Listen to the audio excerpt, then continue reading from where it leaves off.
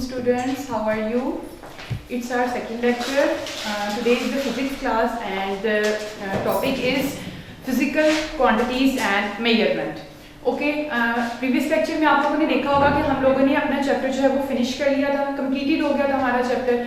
सो आज हम क्या करेंगे, आज हम इसकी एक्सरसाइज कंप्लीट करेंगे. तो फर्स्ट ऑफ ऑल आप अपनी बुक्स ओपन करें. बुक्स ओपन करने के बाद आपके पास एक लेड पेंसिल्स और कॉपी मस्ट होनी चाहिए. तो look at your books, page number 24.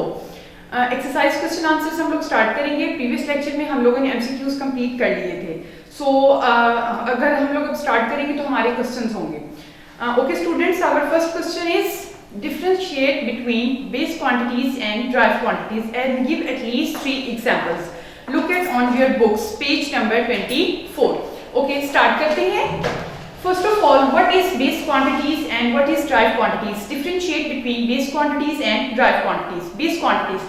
Base quantities are the quantities on the basis of which other quantities are expressed. ये आप लोगों ने पहले स्टार्टिंग में चैप्टर में इसके बारे में सब कुछ पढ़ा होगा. इसकी एग्जांपल्स भी देखी होंगी आपने और टेबल इसका जो कंप्लीट मेंशन किया हुआ है बुक में वो भी आप लोगों ने रीड किया होगा. तो अब हम इसकी डेफिनेशन पढ़ेंगे. आप जानते हैं जैसे कि अगर कोई भी डिफरेंस हो तो हम उसको मिडिल में इस तरीके से लाइन मेंशन करेंगे. लाइन मेंशन करने के बाद हम उसको बेस क्वांटिटीज और ड्राइव क्वांटिटीज को सेपरेट राइट करेंगे. Okay, first of all what is base quantities? Base quantities are the quantities on the basis of which other quantities are expressed. Means आपके पास कोई भी ऐसी quantities जिनके जरिए से हम न्यू quantities को इंट्रोड्यूस करवाएं. These are called base quantities. For example, length, mass and time. Okay students. Next is the derived quantities. Derived quantities are the quantities that are expressed in terms of base quantities are called derived quantities. For example, volume, speed and force. Students, derived quantities आपके पास वो quantities होती हैं जिनको हम base quantities से introduce करवाते हैं. Base quantities आपके पास separate हैं and derived quantities जो है वो separate है. दोनों में difference ये है कि base quantities एक basic चीज है लेकिन जो derived quantities है वो हम base quantities से introduce करवाते हैं. Okay students? Okay, look at your book, page number 25. Our second question is pick out the base units in the following. अब आपके पास यहाँ पर कुछ base units given हैं. For example, joule, Newton, kilogram, hertz, mole, ampere, meter, Kelvin, coulomb and watt. Again मैं repeat कर रही हूँ. आप लोग अपनी books पर देखें. Page number 21, question number 3. Pick out the base units in the following. First of all, joule, Newton, kilogram, hertz, mole, ampere, meter, Kelvin, coulomb and watt. अब इसमें आपने सेपरेट करनी है कि आपकी बेस क्वांटिटीज कौन सी हैं एंड ड्राइव क्वांटिटीज कौन सी हैं.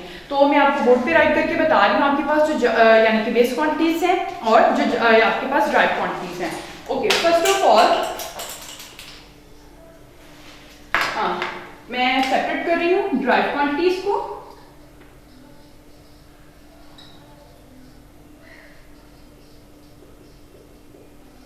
Drive quantities. ओके, आपकी बुक में जो ड्राइव क्वांटिटीज गिवन है वो है आपके पास जाउल, न्यूटन. आप बुक पर ही उनको मेंशन कर सकते हैं. Okay students, joule, Newton, hertz, coulomb and what. Joule, Newton, third one is hertz, fourth one is coulomb and fifth one is watt. Okay students, ये आपकी ड्राइव क्वांटिटीज थी जिनको आपने मेंशन करना था. नेक्स्ट है आपकी base quantities.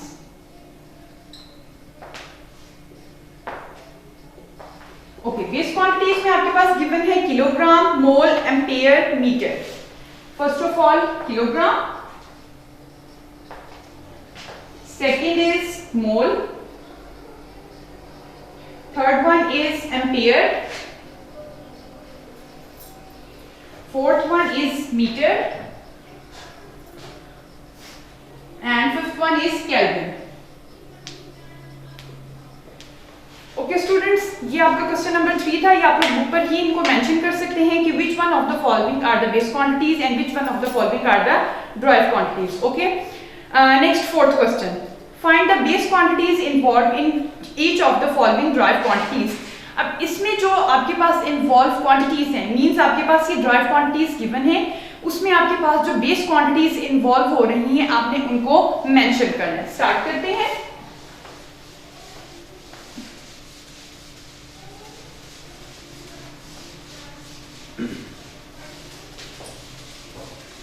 Okay, first of all you have speed. अब स्पीड में आपके पास क्या होगा?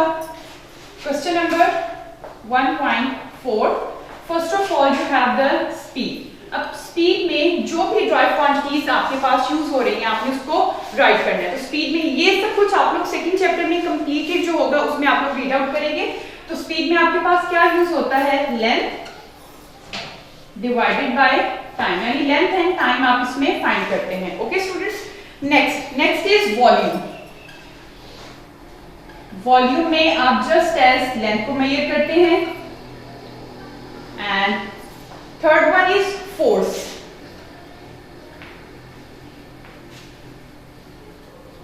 फोर्स में आपके पास मास भी है, लेंथ भी है, एंड थर्ड वन टाइम भी इंक्लूड होगा।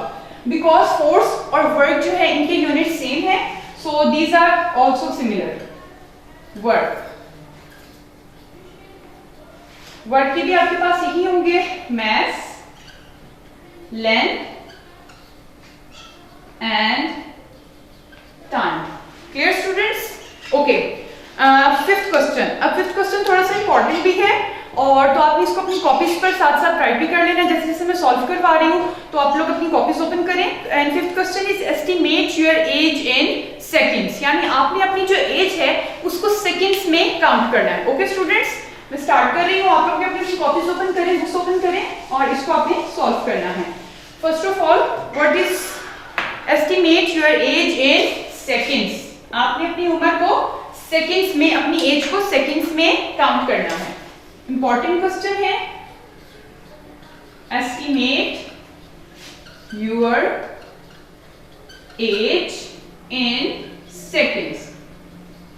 ओके, फर्स्ट ऑफ ऑल आप अपनी एज यहां पर राइट करेंगे। अब एज आपकी कुछ भी हो, यहां पर आप स्टार्ट करेंगे एटलीस्ट 13 से, 14 से, 15 and up to so on जो आपकी एज होगी।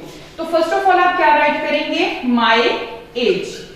सो whatever your age be, my age is 14। ठीक है, आप लोग अपने मैक्सिमम स्टूडेंट्स की 14 होती है, तो my age is 14 years.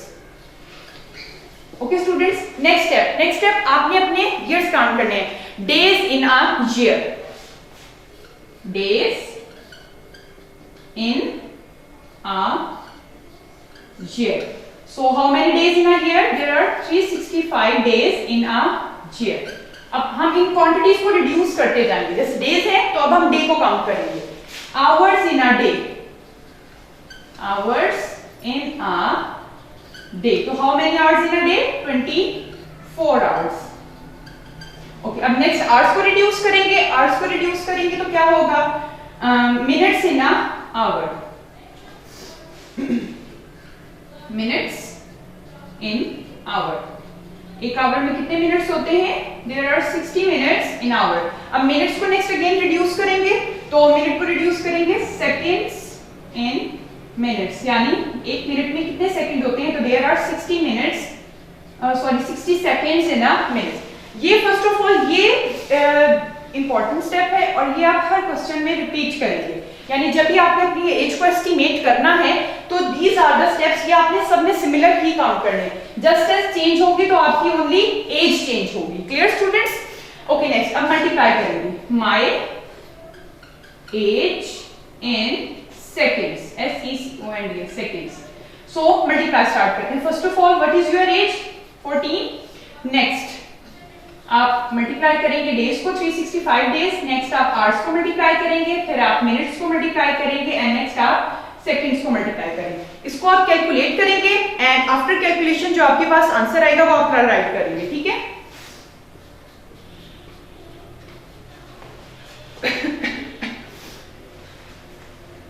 Okay students, whatever your age be, तो ये आपकी जो एज है ये आपकी सेकंड्स में काउंट होगी। यहाँ पर आप लोग 13 से भी इसको मल्टीप्लाई कर सकते हैं जो आपकी एज है, आप 15 से भी कर सकते हैं एंड ऑल्सो आप इसको 16 से भी कर सकते हैं। ठीक है?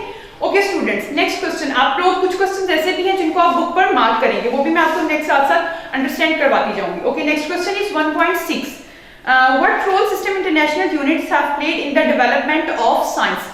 अब उन्होंने कहा है कि सिस्टम इंटरनेशनल यूनिट्स जो हैं आप साइंस की डेवलपमेंट में वो क्या इंपॉर्टेंट रोल पढ़ रहे हैं। कि आप लोगों ने प्रीवियस लेक्चर्स में भी और स्टार्टिंग में पढ़ा होगा। सो आप अपनी बुक का पेज नंबर 5 ओपन करें। Look at your book on page number 5। Look at this students, international system of units. इसमें आप फर्स्ट पैराग्राफ को स्किप कर देंगे, ठीक है। नेक्स्ट जो आपके पास सेकंड पैराग्राफ होगा, सेकंड पैराग्राफ स्टार्ट हो रहा है with the development in the field of science. यहां से आपके इस क्वेश्चन का आंसर स्टार्ट हो रहा है। फर्स्ट पैराग्राफ आप स्किप करेंगे एंड सेकंड पैराग्राफ के with the development in the field of science, यहां से आपके पास इस क्वेश्चन का आंसर स्टार्ट होगा। मैं एक दफा रीड कर रही हूं, आप लोग भी देखें। With the development in the field of science and technology, the need for a commonly acceptable system of units were seriously felt all over the world, particularly to exchange scientific and technical information. ये उन्होंने सारी की सारी आपको information दी है कि किसी एक ऐसे सिस्टम की बहुत ज्यादा जरूरत थी जिसको वर्ल्ड वाइड जो है एक्सेप्टेबल हो और जो एक्सेप्ट करके हम उसको यूज भी कर सके। और तो वो 11 जनरल कॉन्फ्रेंस में पेरिस में हुई थी। पेरिस में 11 जनरल कॉन्फ्रेंस में इस चीज को एक्सेप्टेबल किया था और एक ऐसे यूनिट जो था वो डिराइव किया गया था जिसमें हम जिसको आज भी हम लोग अप्लाई करते हैं डिफरेंट यूनिट्स के साथ, डिफरेंट क्वांटिटीज के साथ। तो this is the answer of your 6th question. Okay, back to your exercise. Okay, next question is 1.7. What is meant by vernier constant?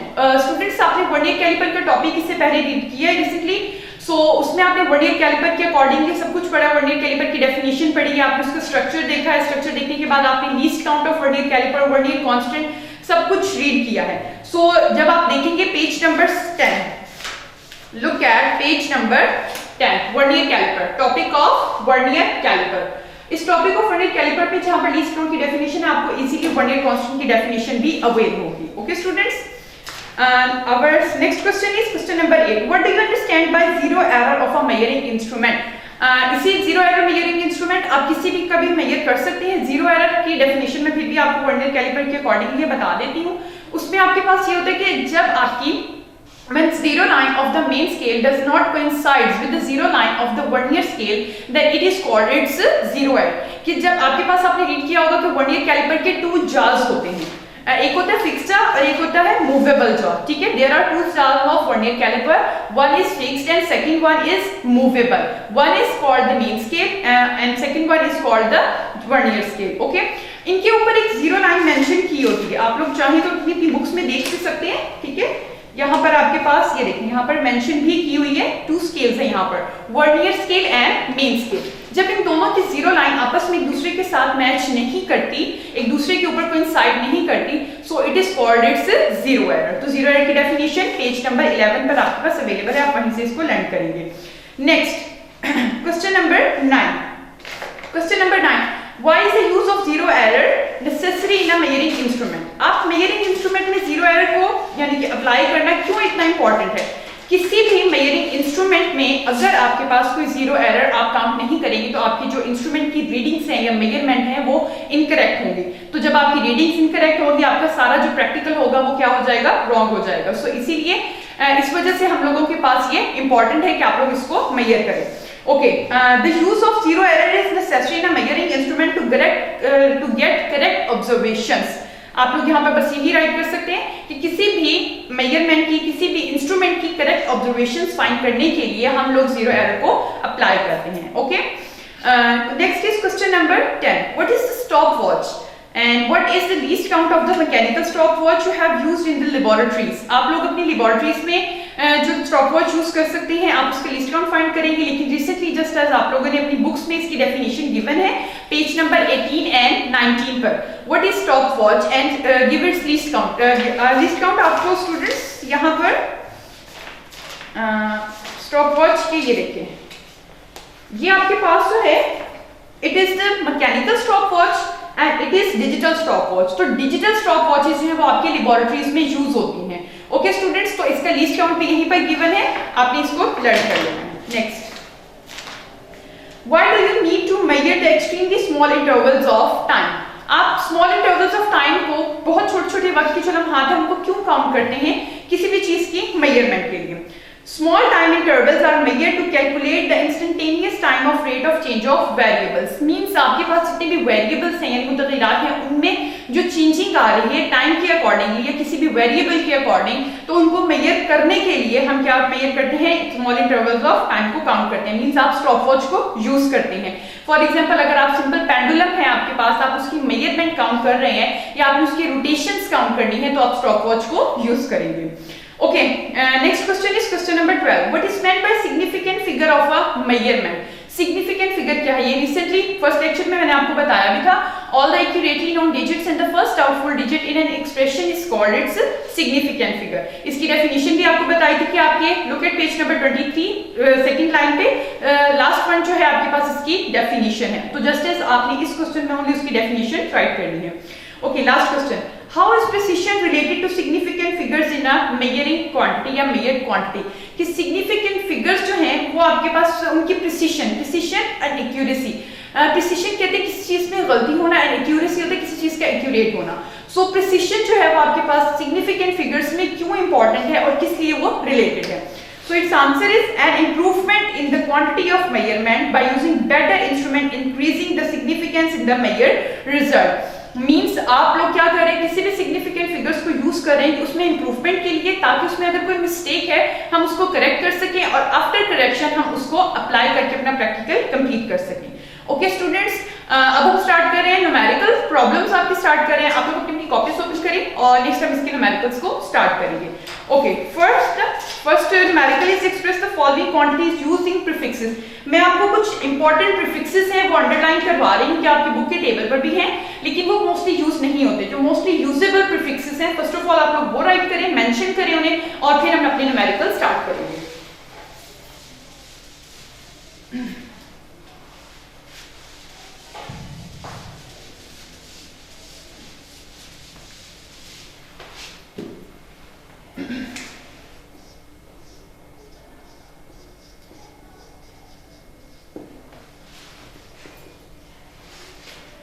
Okay students, express the following quantities using prefixes. First of all, important जो prefixes हैं आप लोग वो write करेंगे. मैं आपको positive और negative both में बता रही हूँ, ठीक है. First of all milli. Milli is use for 10 raised to power -3. 10 raised to power -3 means आपके पास ये नेगेटिव में है, ठीक है. Next is micro. Micro is 10 raised to power -6 and third one is nano. 10 raised to power -9 and last one, fourth one is pico.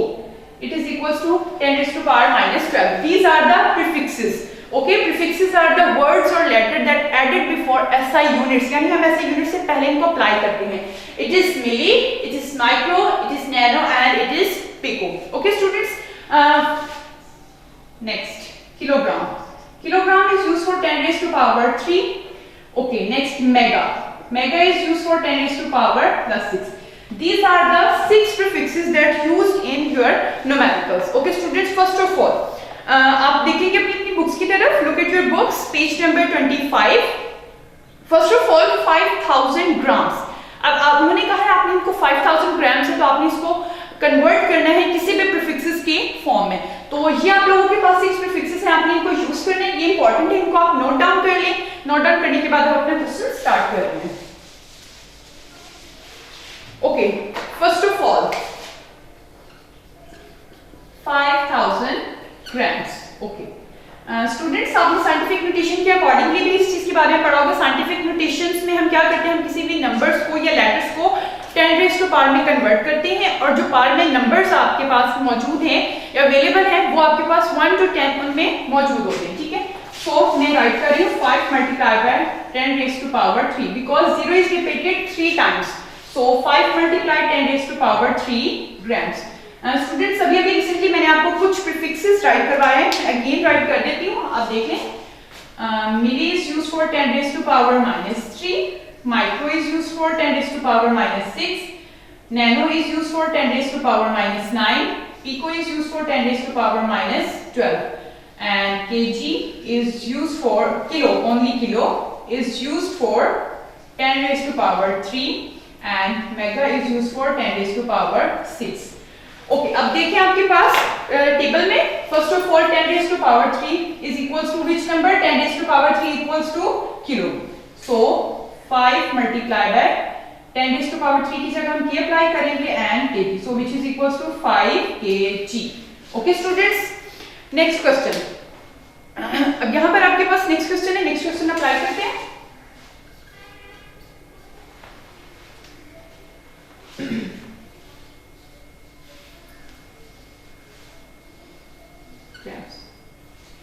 Okay students, अब 0 is repeated how many times? 0 is repeated 6 times. So we can write in the form of 10 raised to power 6 and grams. Okay students, look at your table. Table में आपके पास देखिए 10 raised to power 6 apply हो रहा है किसके साथ? Mega के साथ.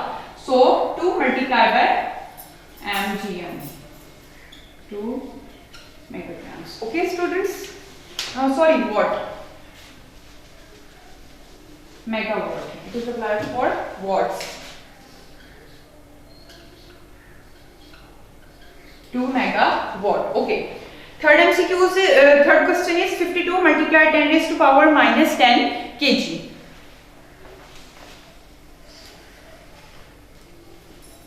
52 multiplied 10 raised to power minus 10 kg. Okay student, अब यहाँ से आपके पास साइंटिफिक नोटेशन के अकॉर्डिंगली जो हम क्वेश्चन सॉल्व करते हैं उनकी मेजरमेंट स्टार्ट हो रही है. आपने फर्स्ट ऑफ ऑल इनमें क्या करना है, इसमें आपके पास first estimated non zero digit जो है आपने उसको पहले कंसीडर करना है. फर्स्ट नॉन जीरो मींस उसमें जीरो काउंट नहीं होगा, जीरो से एक्सेप्टेड आपके पास जितने भी वर्ड्स होंगे मींस 1 to 9 जितने भी नंबर्स होंगे आपने उनको काउंट करना है. So first estimated number is 5. After 5 we have only one number, यानी 5 के बाद आपके पास कितने नंबर्स हैं? ओनली 2, यानी एक ही नंबर काउंट हो रहा है. तो हम उसी के अकॉर्डिंगली मींस एस्टिमेटेड नंबर के बाद जितने भी आपके पास नंबर्स हैं उन्हीं से रिलेटेड हम जीरोस को काउंट करेंगे और उन्हें मल्टीप्लाई एंड डिवाइड करेंगे. अब we have only one number, so I am divided 10 and multiply by 10. Okay, 10 raised to power minus 10. Page number बताइएगा कौन सा? kg. Page number 25. Look at page number 25. Numerical number 1 and part number C. Okay students. Okay. Now we have, मैंने क्या कहा आपको कि हम first estimated non-zero digit लेंगे. Non-zero digit. अब first estimated 5 है हमारे पास. Non-zero digit 5 के बाद क्या है आपके पास? 2 है. तो 2 only single number है. उसी के अकॉर्डिंग मैंने 10 को means 1 0 अप्लाई किया. आपके पास जितने भी एस्टिमेटेड डिजिट्स होंगे, फॉर एग्जांपल अगर 5 के बाद अगर हमारे पास 3 डिजिट्स होंगे तो हम यहाँ पर 1000 से मल्टीप्लाई करवाएंगे. ओके, अब 10 से मल्टीप्लाई किया, 52 डिवाइडेड बाय 10 इक्वल्स टू 5.2 है इक्वल्स टू. ओके, अब देखिए यहाँ पर प्लस माइनस बेसिस आपकी सिमिलर है तो पार्ट्स क्या हो जाएंगी? ऐड हो जाएंगे. When basis are similar then we have to add parts. Okay, 1 minus 10 kg, 5.2 multiplied 10 raised to power minus 9. अब यहाँ पर आप देखेंगे यहाँ पर देखिए 10 raised to power 9 किसके इक्वल है आपके पास? नैनो के. सो 5.2 एंड kg. लेकिन अगर आप लोग यहाँ पर अप्लाई करें, हम यहाँ पर अब kg की वैल्यू भी अप्लाई करेंगे. ओके, यहाँ से स्टार्ट हो गया. kg की वैल्यू आपके पास कितनी है? kg की वैल्यू है, k की वैल्यू आपके पास 10 raised to power 3 grams है. यहाँ पर 5.2 multiplied 10 raised to power minus 9 and plus 3 grams. 5.2 multiplied 10 raised to power plus minus 9 में से आपने 3 माइनस किया equals to minus 6 grams. Okay जी, 5.2 टेबल में आप देखिए 10 raised to power minus 6 equals to micro. So 5.2 micrograms is the answer. Clear students? मैं आपको एक दफा फिर रिपीट कर रही हूँ. यहाँ पर अगर आप इस प्रोसेस को रिपीट करेंगे देखेंगे तो आपको नेक्स्ट क्वेश्चंस भी तभी यानी कि कंप्लीटली अंडरस्टैंड हो जाएंगे. 52 multiplied 10 raised to power minus 10 kg. Okay? kg. Okay. अब यहाँ पर आपके पास क्या है? First of all one estimated number and second आपने देखा first one non zero estimated number जो है वो क्या है? 5 है. अब 5 के साथ क्या है आपके पास? एक ही नंबर काउंट हो रहा है तो मैंने उसी के अकॉर्डिंगली 10 को मल्टीप्लाई भी करवाया एंड डिवाइड भी करवाया. 10 raised to power minus 10 as it is वैसे राइट हो गया and kg. 52 divided by 10 equals to 5.2 और जो 10 raised to power 1 है इसको मैंने इस 10 के साथ सॉल्व करके बिकॉज बेसिस सेम थी तो पावर्स को हमने क्या कर दिया? ऐड कर दिया. 1 minus 10 equals to minus 9. Okay, k की वैल्यू इक्वल्स टू -3. k की वैल्यू आपके पास गिवन है और ये आपने लर्न भी कर ली है तो राइट भी कर दिया. फिर हमने kg is equals to 10 raised to power 3. Okay, next basis same थी -9 plus 3 equals to plus minus 9 में से 3 को माइनस किया which is equals to 6. Okay, 6 is equals to micro, so 5.2 micrograms. Clear students? Okay, next D part. 225 multiply 10 raised to power minus 8 second. ये question भी similar आपका इसी process पर ही होगा.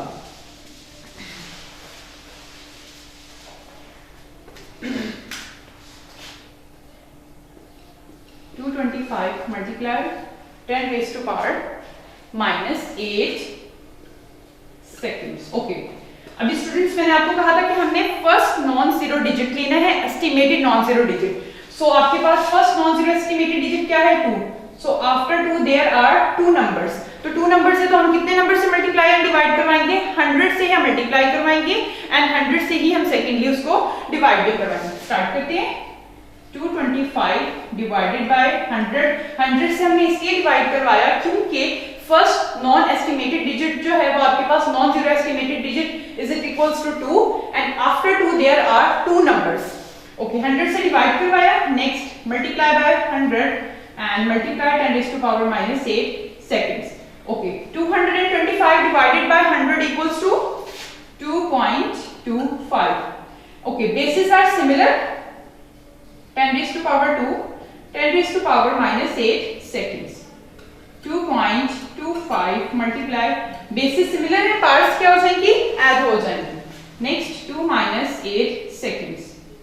2.25 multiply 10 raised to power minus 6 second. Okay students, look at your table. 10 raised to power minus 6 is equals to micro. So 2.25 multiply 10 raised to power 6 is equals to microseconds. That is your answer. Okay students, first question आपका complete हो गया. Next, look at your second question. How do the prefixes micro, nano and pico related to each other? अभी आपको यहाँ पर show भी करवाया, आपके पास कितने सिंबल्स हैं? Micro, pico and nano. There are 3 symbols. अब यहाँ उन्होंने कहा इन तीनों का आपस में अपने रिलेशन जो है उसे एक्सप्लेन करना है।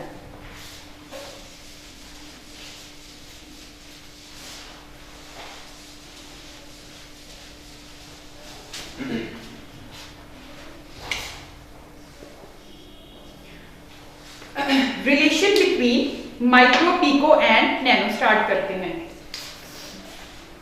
ओके जी, आपके पास स्टार्ट हो रहा है। फर्स्ट ऑफ ऑल मैं राइट करूंगी micro. Micro is equals to 10 raised to power minus 6। Pico is equals to, मैं रिपीट कर रही हूँ, 10 raised to power minus 12। Okay, and nano is equals to 10 raised to power minus 9।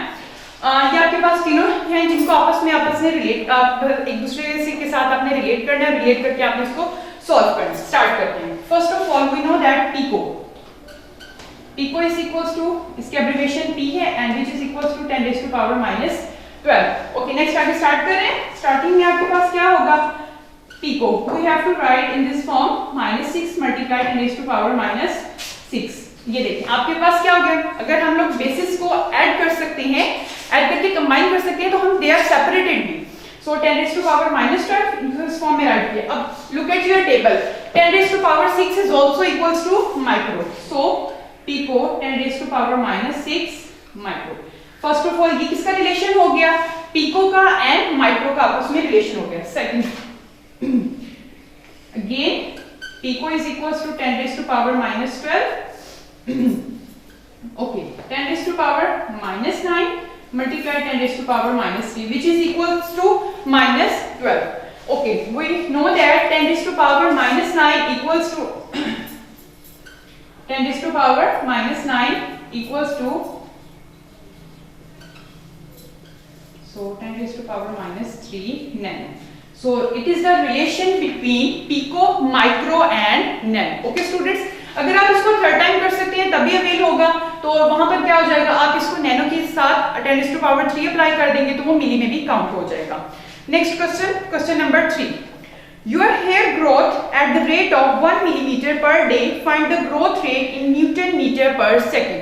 आपके hair की जो growth है daily basis पर वो बता रहे हैं 1 न्यूटन 1 मिलीमीटर पर डे है, तो उसके अकॉर्डिंग उन्होंने कहा है find the growth rate in newton metre per second, यानी नैनोमीटर पर सेकेंड। नैनोस में यानी 10 raised to power minus 9 में आपने इसको क्या करना है? कैलकुलेट करना है। ओके जी, स्टार्ट करते हैं hair growth.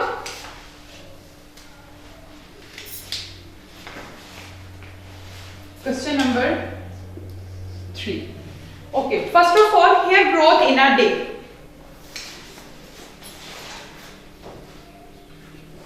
Hair growth in a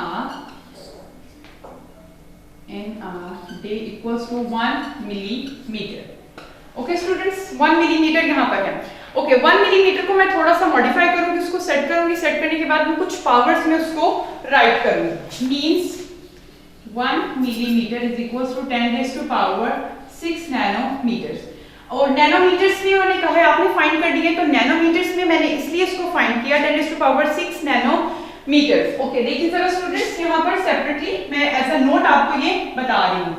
10 raise to power 6 and nano is equal to nanometre. 10 raise to power 6 nano is equal to 10 raised to power minus 9.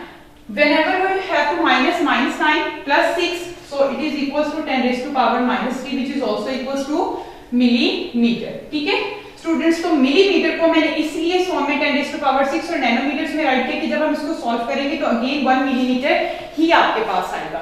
So again अब इसको complete करते हैं. Seconds in a day. Seconds in a day. अभी recently आपने जब question किया था estimate your age in seconds, तो वहां पर आपने सेकंड्स भी फाइंड किए थे. तो there are 24 hours in a day, 60 minutes in a hour and 60 seconds in a minute. So we have to multiply 24 multiply 60 multiply and 60, so which is equals to your seconds. Okay students, अब यहाँ पर उन्होंने आपके question के accordingly क्या कहा है, उन्होंने कहा है your hair growth at the rate of 1 millimetre per day, कि आपके बाल जो हैं वो 1 मिलीमीटर के हिसाब से डेली बेसिस पर बढ़ रही हैं. लेकिन find the growth rate in nanometre per second. अब हमने उसको नैनोमीटर पर सेकंड में तो कन्वर्ट कर लिया है, लेकिन नेक्स्ट अब हम उसके क्या करेंगे, उसको सॉल्व करेंगे, सॉल्यूशन फाइंड करने के बाद उसको फाइंड करेंगे. हेयर ग्रोथ इन नैनोमीटर पर सेकंड. नैनोमीटर्स में भी आप जस्ट राइट कर लें डिवाइडेड बाय टाइम. टाइम आपके पास कितना है और टाइम की यूनिट क्या है, seconds. Okay, it is equals to 10 raise to power 6 and divided by time आपके पास है. ओके, जब आप करेंगे इसके साथ आपके पास है नैनोमीटर एंड इसके साथ डिवाइडेड बाय टाइम है, तो टाइम की यूनिट क्या है, सेकंड. Whenever you आप डिवाइड करेंगे तो इसका यूनिट आ जाएगा newton metre per second. And 10 raise to power 6 को आप जब कैलकुलेटर पे सॉल्व करेंगे, सॉल्व करने के बाद आपका जो एस्टिमेटेड आंसर होगा which is equals to 11.57 newton metre per second. Okay students, next numerical is numerical number 1.4. You write the following in the standard form. आप इसको स्टैंडर्ड फॉर्म में राइट करेंगे. 4 पार्ट्स हैं आपके पास, और जैसे आप लोग इसको प्रीवियस आप लोगों ने क्वेश्चन नंबर 1 में सॉल्व किया है, एज इट इज आपके ये न्यूमेरिकल्स भी सॉल्व हो जाएंगे. ठीक है,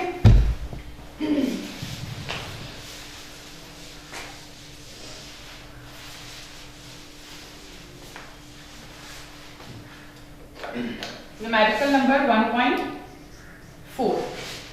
okay students, first question is 1168 multiply 10 raised to power minus 27. Students आप इसको भी वैसे ही जैसे हम लोगों ने पहले क्वेश्चन सॉल्व किया था, इसको भी वैसे ही सॉल्व करेंगे. आपके पास आपका क्या है, first estimated digit is non zero digit is 1. ठीक है, उसके बाद आपके पास कितने नंबर्स आ रहे हैं, there are 3 number after first one estimated digit. तो यहाँ पर आप 1000 से ही मल्टीप्लाई भी करवाएंगे, 1000 से ही डिवाइड भी करवाएंगे. सो 1168 डिवाइडेड बाय 1000 से ही हमने मल्टीप्लाई भी किया एंड नेक्स्ट 1000 से ही हमने क्या करवाया, इसको मल्टीप्लाई करवाया और डिवाइड करवाया. 1168 divided by 1000, so which is equal to 1.168 and multiply. It is equals to 10 raised to power 3 and 10 raised to power minus 27. 1.168 multiply 10 raised to power. Bases are similar, so powers can be added. So 3 minus 27. 1.168 multiply 10 raised to power minus 24. This is your answer. Okay. Next B part. 32 multiply 10 raised to power 5.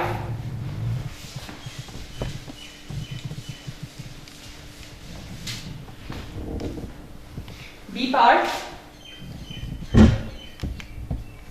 32 multiply 10 raised to power 5.